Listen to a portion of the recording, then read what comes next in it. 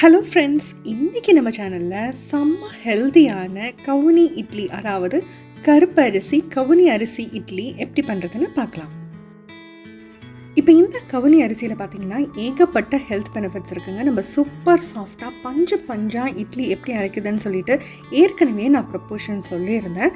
அதாவது 4:1 நம்ம அரிசிக்கு உளுந்து நம்ம ப்ரொப்போர்ஷன் சொல்லியிருந்தோம் இல்லையா, அதே தான் இதுலேயும் யூஸ் பண்ண போகிறோம். இதில் 3 டம்ளருக்கு நம்ம நார்மல் இட்லி அரிசி யூஸ் பண்ணோம்னா 4வது டம்ளராக நம்ம என்ன பண்ண போகிறோம்னா இந்த கருப்பு கவுனி அரிசி யூஸ் பண்ண போகிறோம்.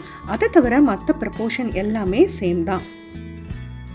ஸோ 4 டம்ளர் அரிசி, அதுக்கப்புறமேட்டு நம்ம என்ன பண்ண போகிறோம்னா 1 டம்ளர் அளவுக்கு உளுந்து எடுத்திருக்கோம். உளுந்துக்கு 2 டீஸ்பூன் அளவுக்கு அது கூட வெந்தயம் சேர்த்துருக்கோம். இதை தவிர 2 டேபிள் ஸ்பூன் அளவுக்கு நம்ம சாகோ, அதாவது ஜவ்வரிசி சேர்க்க போகிறோம். அதுக்கப்புறமேட்டு 4 டேபிள் ஸ்பூன் அளவுக்கு வெள்ளை அவல் சேர்த்துருக்கேன். நீங்கள் சிவப்பரிசி அவல் இருந்தாலும் அதையும் சேர்த்துக்கலாம்.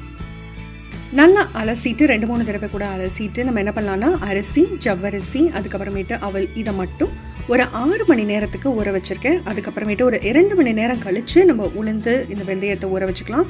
உளுந்து வெந்தயம் ஒரு 4 மணி நேரம் ஊறினா போதுமானது. அதுக்கப்புறமா சூப்பராக நான் ஏற்கனவே மிக்சியில் எப்படி அரைக்கிறது, கிரைண்டரில் எப்படி அரைக்கிறதுன்னு எல்லா டிப்ஸ் அண்ட் ட்ரிக்ஸும் அந்த வீடியோவில் சொல்லியிருக்கேன். கண்டிப்பாக நீங்கள் ரெஃபர் பண்ணுங்கள். இந்த மாதிரி எல்லாத்தையும் அரைச்சி 4 உலக்கு அரிசிக்கு 4 டீஸ்பூன் அளவுக்கு உப்பு சேர்த்து கைகளால் கரைச்சி இதை நம்ம என்ன பண்ண போகிறோம்னா ஃபர்மெண்ட் பண்ண வைக்க போகிறோம். நம்ம ரெகுலராக எப்பயும் போல் இட்லி மாவு எப்படி புளிக்க வைக்கிறோமோ அதே மாதிரி தாங்க. எங்களை மாதிரி குளிர் கண்ட்ரீஸில் இருக்கிறவங்க இந்த மாதிரி அவனுக்குள்ளே லைட்டு போட்டு எவர் சில்வர் பாத்திரத்தில் மூடி போட்டு இந்த மாதிரி புளிக்க வச்சிங்க அப்படின்னா ஒரு 9 மணி நேரம் இல்லை 10 மணி நேரம் நம்ம வெளியில் இருக்கிற குளிருக்கு தகுந்தாப்பில் மாவு நல்லா புளிச்சிடும். அந்த பாத்திரமே நிறைஞ்சு வர அளவுக்கு எவ்வளோ அழகாக ஃபர்மெண்ட் ஆகி வந்திருக்கு பாருங்கள். லேசாக ஒரே ஒரு கலரு எல்லா லேயர்ஸையும் நல்லா கிண்டி விட்டுட்டு நம்ம ஏர் டைட் பாக்ஸில் போட்டு இதை ஃப்ரிட்ஜுக்குள்ளே வச்சிடலாம். இட்லி ஊற்றுறதுக்கு ஒரு 5 நிமிஷத்துக்கு முன்னாடி இதை வெளியில் எடுத்து வச்சு நம்ம இந்த மாதிரி தண்ணி ஊற்றி துணி போட்டு தான் நம்ம இட்லி வேக வைக்கிறோம். அது ரொம்ப ரொம்ப ஹெல்தி.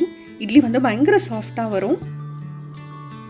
இட்லியோட குக்கிங் டைம் நார்மல் இட்லிக்கு நான் 12 நிமிஷம் கொடுப்பேன். இதுக்கு ஒரு 2 நிமிஷம் எக்ஸ்ட்ரா கொடுத்தேன், அவ்வளவே தான்.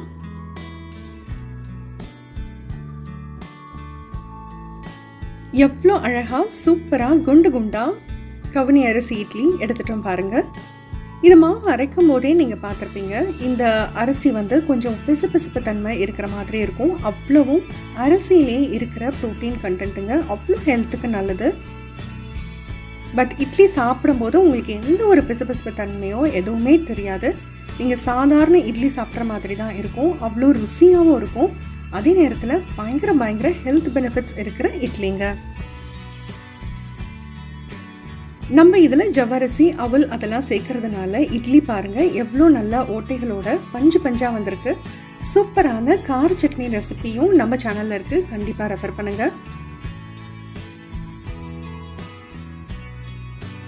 இந்த காம்பினேஷனில் நீங்கள் என்ன பண்ணலாம் அப்படின்னா இட்லி மட்டும் இல்லைங்க, அருமையான தோசையும் ஊற்றலாம்.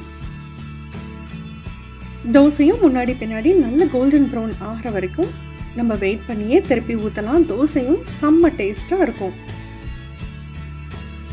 இப்போ இந்த கருப்பு அரிசிக்கு பார்த்தீங்க அப்படின்னா ஃபார்பிடன் ரைஸ் அப்படின்ற ஒரு பேரும் இருந்திருக்கு. அந்த காலத்தில் நம்ம சைனீஸ் எம்பரர்ஸ் எல்லாம் இதோடைய மகத்துவத்தை தெரிஞ்சுக்கிட்டு இது சாப்பிட்றவங்களுக்கு நிறைய ஹெல்த்து நீண்ட ஆயுள் இருக்குன்னு தெரிஞ்சுக்கிட்டு இதை மக்கள் யூஸ் பண்ணுறதுக்கு இல்லாமல் வெறும் அவங்களுடைய ராஜாக்கள் மட்டும் யூஸ் பண்ணுற அளவுக்கு இதை ஃபார்பிடன் பண்ணி வச்சுருந்தாங்களாம். அதனால தான் இந்த பேர். இந்த கருப்பு அரிசிக்கு இந்த கலர் வர்றதுக்கு காரணம் அதில் காணப்படுற ஆந்தோசைனன்ஸ், நம்ம ப்ளூபெரிஸில் இருக்கிற அதே பொருள் தான். ஸோ இதில் நிறைய anti inflammatory and anti bacterial properties இருக்குது. அதை தவிர நிறைய ஹெல்த் பெனிஃபிட்ஸும் இருக்குது. ஸோ கண்டிப்பாக இதை ட்ரை பண்ணி பாருங்கள், அடிக்கடி இது பண்ணுங்கள். ஒரு சூப்பர் ஹெல்தியான ஃபுட் இது. இந்த சேனல் உங்களுக்கு பிடிச்சிருந்ததுன்னா கண்டிப்பாக லைக் பண்ணுங்கள், சப்ஸ்கிரைப் பண்ணுங்கள், உங்கள் ஃப்ரெண்ட்ஸ்க்கும் ஃபேமிலிக்கும் ஷேர் பண்ணுங்கள். தேங்க்யூ.